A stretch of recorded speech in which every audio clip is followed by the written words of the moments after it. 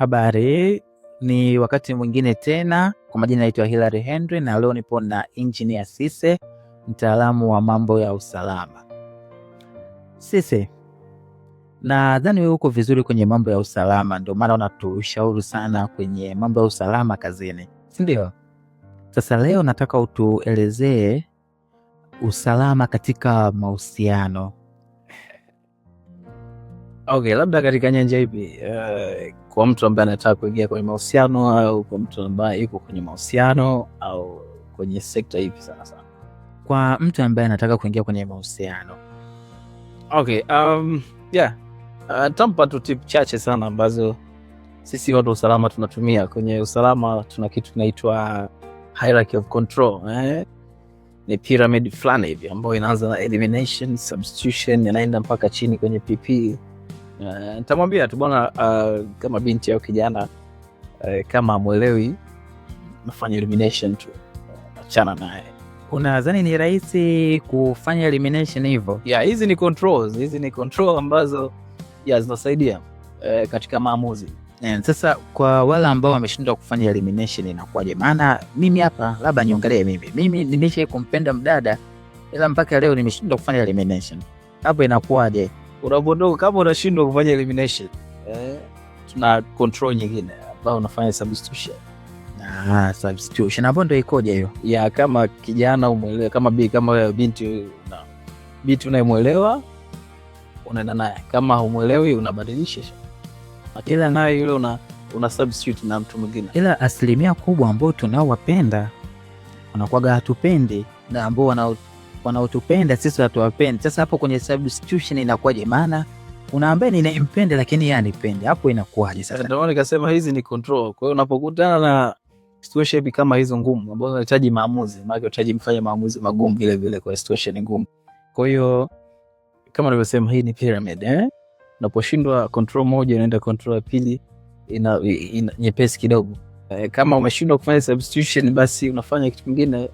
Unaweza ukafanya engineering, unafanya isolation, yani kwa maana ya kwamba unajiweka mbali na mazingira ya huyo, kwa sababu zinachukulia kama huyo mtu unayempenda ni kama kihatarishi kwako, sababu anakutengenezea mazingira magumu, stress na vitu kama hivyo. Kwa hiyo unafanya isolation tu, unamwekea mipaka.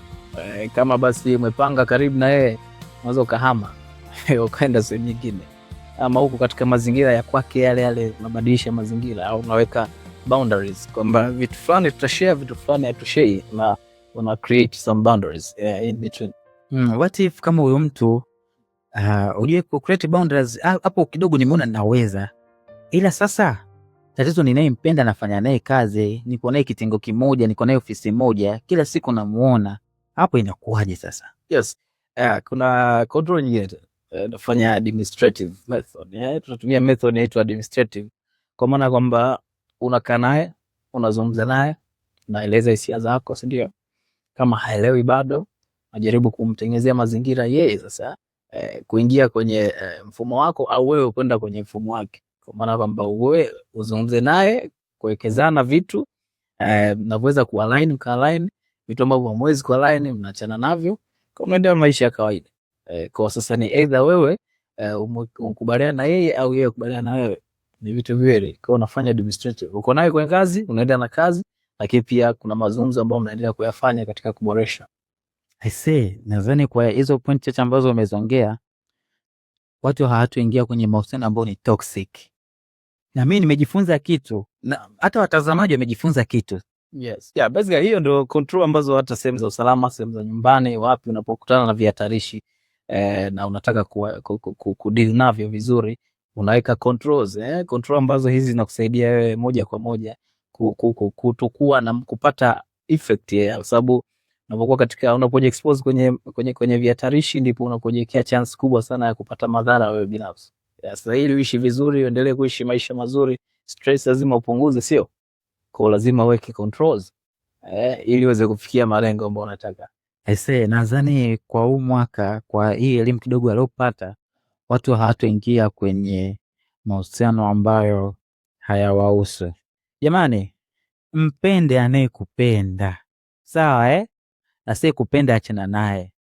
Nadhani mmepata pointi hapa kwa mtaalamu wa usalama.